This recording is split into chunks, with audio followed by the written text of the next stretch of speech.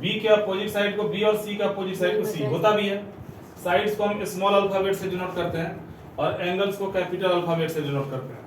तो कह रहा है कि सबसे पहले ये प्रूफ करो कि BC plus CA plus AB 0 होगा, पहला पार्ट। और इसी आइडेंटिटी को डिड्यूस करके ये प्रूफ करो। साइन फार्मूला इसी को बोलते हैं, जो ये बता रही थी लेमिस थ्योरम में यूज करते हैं, इसका यूज भी करना है, ये भी प्रूफ करना है।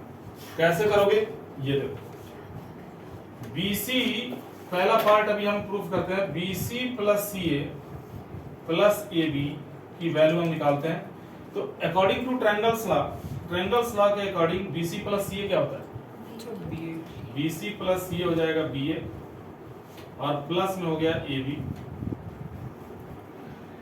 अब ये BA है, अच्छी बात है, इसका डायरेक्शन चेंज कर दो। BA AB को लिख दोगे माइनस BA और BA माइनस BA क्या हो गया? जीरो वेक्टर हो गया, यानी जीरो हो गया। पहला पार्ट तो प्रूव हो गया। अब हम एक काम करते हैं, हम लेट कर लेते हैं BC वेक्टर को थोड़ी देर के लिए ये वेक्टर लिखने में आसानी होगा। यहाँ दो अल्फाबेट लिखना पड़ेगा, यहाँ एक से काम चल जाएगा। BC को A मान लोगे तो BC का मैग्नीट्यूड को भी मान लो ना, A मान लो, यही तो है। BC का मैग्नीट्यूड या लंबाई A दिया है, ये ना मानो तो भी काम चल जाएगा, इसको मानने की जरूरत ही नहीं। क्योंकि ऑलरेडी अगर आपने इसको BC वेक्टर माना, इसको CA माना, इसको AB माना, तो BC का मैग्नीट्यूड A तो क्वेश्चन में दिया है और CA का मैग्नीट्यूड B भी क्वेश्चन में दिया है और AB का मैग्नीट्यूड C भी क्वेश्चन में दिया है। तो ये जो आइडेंटिटी प्रूफ हुआ, इसको तो आप ऐसे भी लिख सकते हो ना, A vector plus B vector plus C vector is equal to 0। Yes और नो? Yes sir. आप अपने चेयर को थोड़ा बीच में कर लीजिए, इधर उधर करना पड़ रहा है, वहां से दिखेगा ठीक से। अब एक काम करो, तीनों में से किसी एक से दोनों तरफ क्रॉस प्रोडक्ट करो। जैसे मान लो हमने A वेक्टर से क्रॉस कर दिया, किसका? A plus B plus C का, इधर हो जाएगा A वेक्टर क्रॉस 0। करो क्रॉस करो, A क्रॉस A क्या होगा? 0। A का B से करोगे A क्रॉस B, A का C से करोगे A क्रॉस C, A का 0 से कर दोगे 0। यानी तुम्हें यहां से क्या मिला? A cross B is equal to मिल गया माइनस का A क्रॉस C। अरे ये प्लस में था, माइनस में भेज दिया, और माइनस को हटाना हो तो क्या करोगे? Direction change. A cross B बराबर हो जाएगा C क्रॉस A, इसे फर्स्ट मान। अगेन वंस मोर, और इस बार बदल के क्रॉस करेंगे। जैसे हमने A से किया था ना, इसमें दोनों तरफ क्रॉस, इस बार B से कर लेते हैं, या C से, किसी से भी कर सकते हो। A plus B plus C बराबर 0 तो हम पहले प्रूव कर चुके हैं। B से अगर क्रॉस करते हैं, यानी B cross A plus B plus C is equal to B cross 0 हो जाएगा। अब ये क्या बनेगा? ये बनेगा B क्रॉस A प्लस में B क्रॉस B तो 0 हो गया, अब प्लस में B cross C is equal to 0। तो B क्रॉस C का वैल्यू क्या मिला? माइनस का B क्रॉस A मिला। डायरेक्शन चेंज कर लो, तो B cross C is equal to तुम्हें मिल जाएगा A क्रॉस B। इसे मान लो सेकंड। अब एक बार फर्स्ट को देखो, एक बार सेकंड को देखो। A cross B C cross A के बराबर है, और फिर A cross B B cross C के बराबर है। तो फर्स्ट और सेकंड से, from first and second, first और सेकंड से हमें मिला B क्रॉस C बराबर C क्रॉस A बराबर A क्रॉस B। अगर मैंने गलत लिखा हो तो बताओ। फर्स्ट और सेकंड से तो यही पता चला ना कि A cross B B cross C और C क्रॉस A तीनों बराबर है। ये क्या है? वेक्टर है या स्केलर है? और ये क्या है? वेक्टर। और ये क्या है? तो जब वेक्टर बराबर हो तो उसका मैग्नीट्यूड बराबर होगा कि नहीं होगा? तो जब वेक्टर बराबर है तो B क्रॉस C का मैग्नीट्यूड भी बराबर होगा C क्रॉस A के मैग्नीट्यूड के, और ये बराबर होगा A क्रॉस B के मैग्नीट्यूड के। अब B क्रॉस C के मैग्नीट्यूड का फार्मूला क्या होगा भाई? बी क्रॉस सी का मैग्नीट्यूड क्या होगा? बी का मैग्नीट्यूड सी का मैग्नीट्यूड कॉस नहीं साइन आता है, साइन कितना? थीटा। अच्छा, बी वेक्टर और सी वेक्टर के बीच में क्या एंगल बन रहा है ये तो देखो। ये बी वेक्टर है, ये बी वेक्टर है और ये सी वेक्टर है, एंगल ही नहीं बन रहा है, नहीं, डायरेक्शन डिफरेंट हो गया, तो इसको बढ़ाओगे ना आगे। अब ये बी वेक्टर हो गया, ये सी वेक्टर हो गया, यानी इनके बीच में एंगल बन रहा है पाई माइनस ए का। बच्चे ए लिख देते हैं फट से कि बी और सी के बीच में ए ही तो बन रहा है। आखिरकार साइन पाई माइनस ए साइन ए ही होगा, लेकिन डायरेक्ट जो ए लिखते हो वो सही नहीं है। इसके बीच का एंगल होगा sine pi minus A. C cross A को लिखोगे, सी का मैग्नीट्यूड ए का magnitude sine pi minus B. C और ए के बीच का एंगल पाई माइनस बी बनेगा, ऐसे ही आगे बढ़ाना पड़ेगा। और ए क्रॉस बी का मैग्नीट्यूड हो जाएगा ए का मैग्नीट्यूड बी का मैग्नीट्यूड साइन पाई माइनस सी। यहां तक क्लियर है? जब यहां तक क्लियर है तो हो ही गया। b के मैग्नीट्यूड को हम b लिख सकते हैं, c के मैग्नीट्यूड को हम c लिख सकते हैं, और साइन पाई माइनस से साइन ए होता है इज इक्वल टू ये सी ए हो गया और साइन बी हो गया, सी ए साइन बी हो गया इज इक्वल टू ये ए बी साइन सी हो गया। अब तीनों पार्ट को ए बी सी से डिवाइड कर दो। Divide each part by ABC। जरा सोचो, इसको ABC से डिवाइड करोगे तो क्या मिलेगा? साइन ए अपॉन ए मिलेगा कि नहीं मिलेगा? सही सही बोले करो। और इसको डिवाइड करोगे तो क्या मिलेगा? साइन बी अपॉन बी मिलेगा, और यहां से साइन सी अपॉन सी। प्रूव हो नहीं गया? तुम ये कारण नहीं, रे झपड़ गंजू, इसी को उलट दो, प्रूव हो गया। अगर 1/2 2/4 के बराबर है तो उल्टा कर दोगे तब भी तो बराबर ही होगा, कारण नहीं हुआ प्रूव। देयरफॉर इसको क्या लिखोगे? a upon sine A is equal to, चुप हो जाओ, b upon sine B is equal to c upon sine C. ये हो गया प्रूफ। ऐसे प्रूफ करते हैं साइन फार्मूला। हाँ बिल्कुल, आप इसका फोटो ले लीजिए।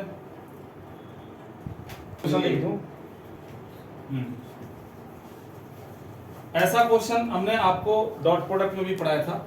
ए वेक्टर गिवन है, बी वेक्टर गिवन है, सी वेक्टर गिवन है, D dot A D A के परपेंडिकुलर है, डी बी के परपेंडिकुलर है, और सी डॉट डी 15 दिया है। डॉट से कैसे पढ़ाया था याद करवा देता हूं, फिर इसके सिंपल तरीके से बताऊंगा। डॉट से पढ़ाया था कि डी वेक्टर को मान लो एक्स आई प्लस वाई जे प्लस जेड के, जब मैं करूंगा तुम्हें याद आ जाएगा। और डी ए के परपेंडिकुलर है, डी परपेंडिकुलर है ए के, इसलिए डी डॉट ए क्या होगा? 0 होगा। इस डी का इस ए से डॉट करो। डॉट कैसे होता है? आई का आई से, जे का जे से, के का के से, x plus 4y plus 2z बराबर 0। ये पहला इक्वेशन बन गया। फिर डी परपेंडिकुलर है बी के, डी परपेंडिकुलर है बी वेक्टर के, देयरफॉर डी डॉट बी क्या होगा? अब डी का बी से डॉट करो, इस डी का डॉट बी से करोगे तो क्या मिलेगा? 3x minus 2y plus 7z is equal to 0। ये दूसरा इक्वेशन बन गया। अब फिर c डॉट डी 15 दिया, c dot D is equal to हो गया 15। अब d का c से डॉट करोगे तो क्या मिलेगा? 2x minus Y plus 4z is equal to 15। ये तीसरा इक्वेशन बन गया। फिर क्या सिखाया था कि इन तीनों को सॉल्व करके x y z निकाल दो, और x y z को यहाँ डाल दो, आंसर आ गया। यही बताया था ना। मैट्रिक्स मेथड लगाते हैं क्या?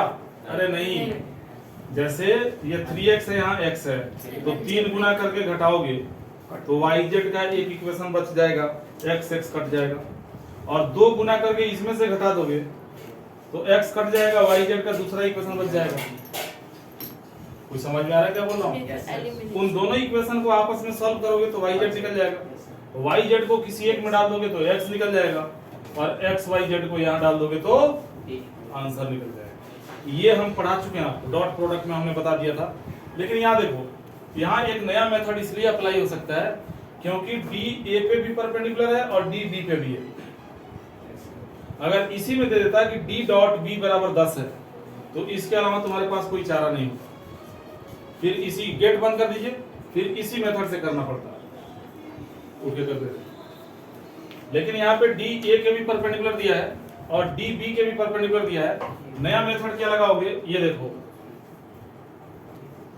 डी परपेंडिकुलर है ए के एंड डी परपेंडिकुलर है बी के, इसलिए डी वेक्टर क्या होगा, ना ना plus minus lambda into A cross B.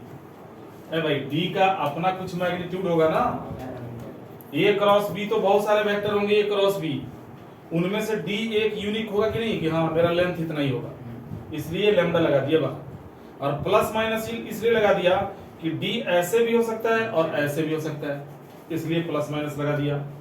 तो अब डी निकाल लो, प्लस माइनस लैम्डा और इंटू में ए क्रॉस बी है तो आई जे के डाल दो यहाँ पे,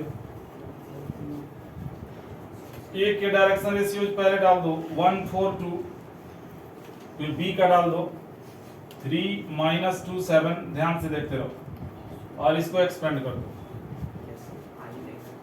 तो प्लस माइनस लैम्डा तो बाहर ले लो और आई इंटू 28 4 32, 32 आई हो गया, माइनस जे इंटू 7 में से 6 गया 1, माइनस जे कैप हो गया, और के इंटू माइनस 14 आ गया, माइनस 14 के कैप हो गया। तो डी वेक्टर क्या निकला बच्चों, डी वेक्टर निकल गया प्लस माइनस लैम्डा इंटू 32 आई कैप माइनस जे कैप माइनस 14 के कैप। और अब आगे क्या दिया है, सी डॉट डी बराबर 15 दिया है, ये भी तो गिवन ही है। तब अब सी डॉट डी करो, ये रहा सी और ये रहा डी, कहां, यहां पे करो डॉट।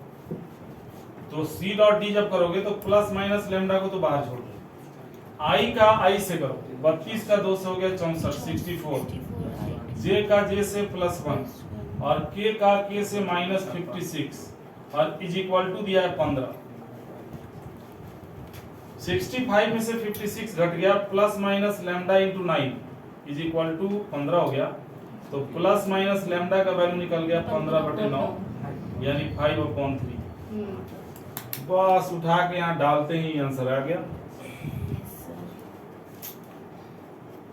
पुट कर दो plus minus lambda in first, ये फर्स्ट में पुट करो तो डी वेक्टर जो रिक्वायर्ड वेक्टर है ये मिल जाएगा 5/3 इंटू 32 आई कैप माइनस जे कैप माइनस 14 के कैप।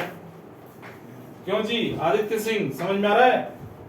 और 5/3 से जब इंटू करोगे तो 160/3 आई कैप हो गया और -5/3 जे कैप हो गया और -70/3 के कैप हो गया। लग रहा है आदित्य सिंह सो गया, नहीं मोबाइल में जुड़ के सो गया होगा, नींद आ रही होगी, मम्मी से बोला होगा मम्मी सुला दो, ठोक ठाक के। इस मेथड से करोगे जो पहला मेथड बताया था, और सॉल्व करने के बाद तुम्हारा x का वैल्यू क्या आएगा 160/3, y का वैल्यू -5/3, z का वैल्यू -70/3 और एग्जैक्ट आंसर मैच कर जाएगा दोनों। इस तरीके से भी किया जा सकता है, लेकिन फिर से मैं रिपीट करूं, ये तरीका तुम तभी लगा सकते हो जब रिक्वायर्ड वेक्टर किसी दो वेक्टर के परपेंडिकुलर हो। अगर दो के परपेंडिकुलर नहीं होगा तो ये क्रॉस वाला कंसेप्ट नहीं लगेगा, फिर तुम्हें इसी मेथड से करना पड़ेगा। आ गई बात समझ में? जिसको भी फोटो लेना है फटाफट ले लो, तुम भी ले लो, बढ़िया क्वेश्चन है। अभी 3 डाउट बच रहे, जल्दी लो। अभी 2-3 किसका? If A vector B vector and C vector are position vector position vectors of points कौन सा? A, B and C respectively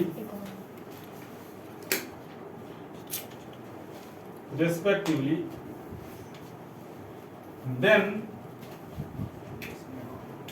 show that, एक नंबर में लिख रहा है कि show that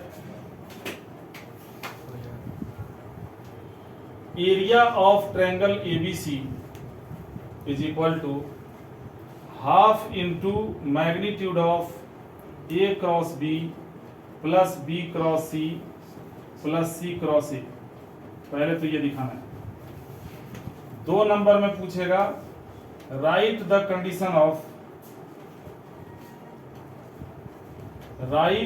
कंडीशन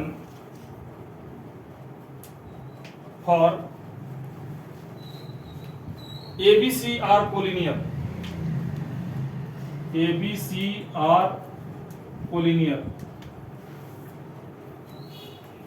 का कंडीशन लिखो। 2 नंबर में ये कर देगा और 3 नंबर में बोल देगा show that the length of altitude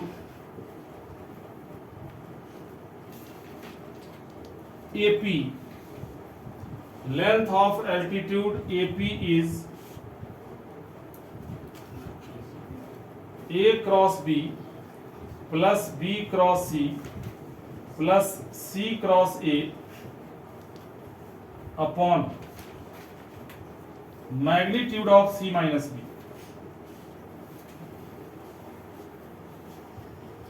यही एक क्वेश्चन, एकमात्र क्वेश्चन बाकी है। इनमें से कोई सा भी एक पार्ट तुमसे पूछ सकता है 2 नंबर।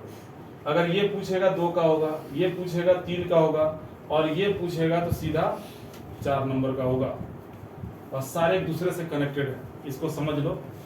यहां देखो इसका प्रूफ कह रहा है कि 3 पॉइंट्स हैं ABC और A का पोजीशन वेक्टर है A वेक्टर, B का पोजीशन वेक्टर है B वेक्टर और C का पोजीशन वेक्टर है C वेक्टर।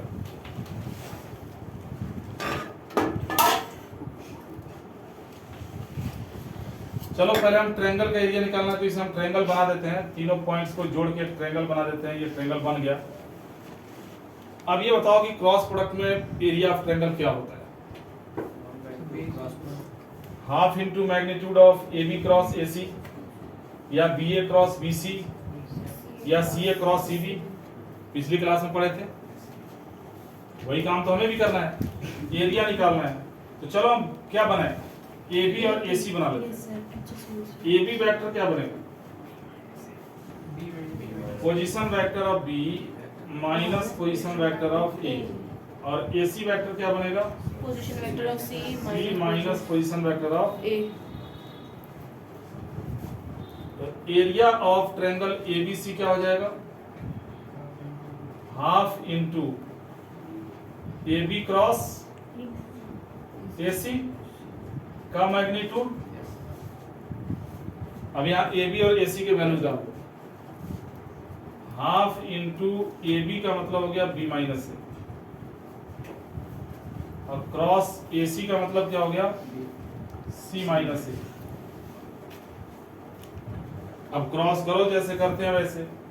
हाफ इंटू पहले बी से दोनों का, फिर ए से दोनों का, जैसे इंटू होता है ऐसे ही होगा। बी से सी का करोगे तो जाएगा बी क्रॉस। अब बी से ए का करोगे तो क्या होगा? माइनस का बी क्रॉस ए।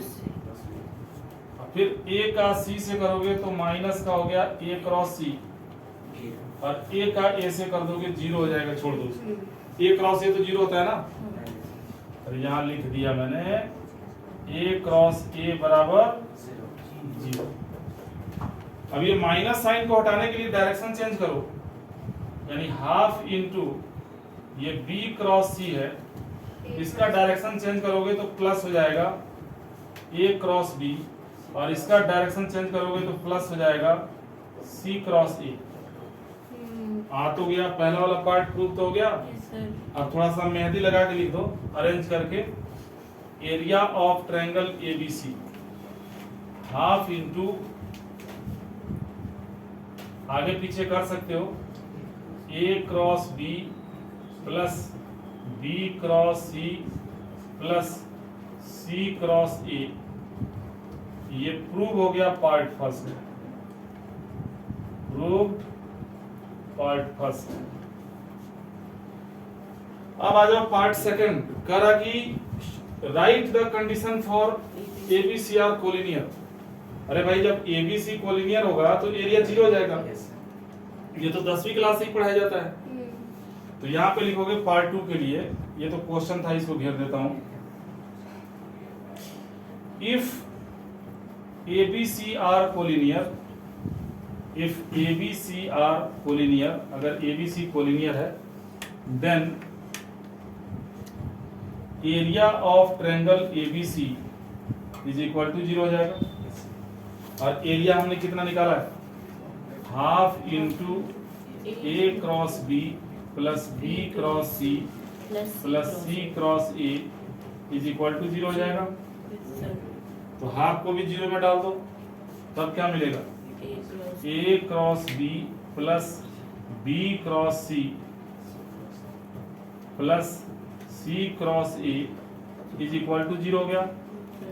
अब पहले ये बताओ कि A cross B plus B cross C plus C cross A ये वेक्टर है या स्केलर है?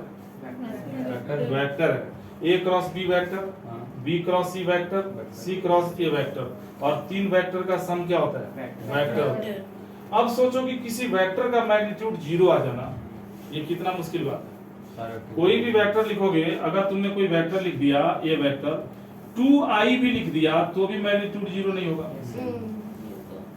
तो मैग्नीट्यूड 0 कब होगा, जब तीनों 0 हो जाए, x कंपोनेंट, y कंपोनेंट और z कंपोनेंट तीनों 0 हो जाए। तो अगर इस वेक्टर का मैग्नीट्यूड 0 है, देयरफॉर इसका मतलब होगा कि a cross b plus b cross c plus c cross a भी 0 हो जाएगा। ये हो गया कंडीशन, सेकंड पार्ट हो गया सॉल्व। Part 2 solve. कोलिनियर का कंडीशन यही है।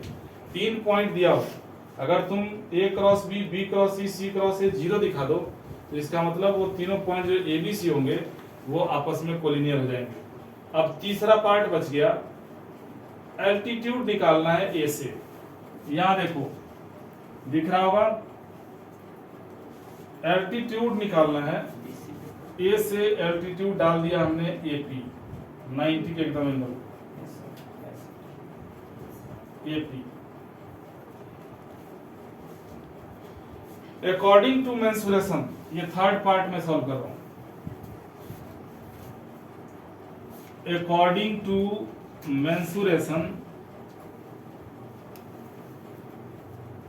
According to mensuration, area of triangle क्या होता है, एरिया ऑफ ट्रायंगल एबीसी क्या हो जाएगा, half into base into height.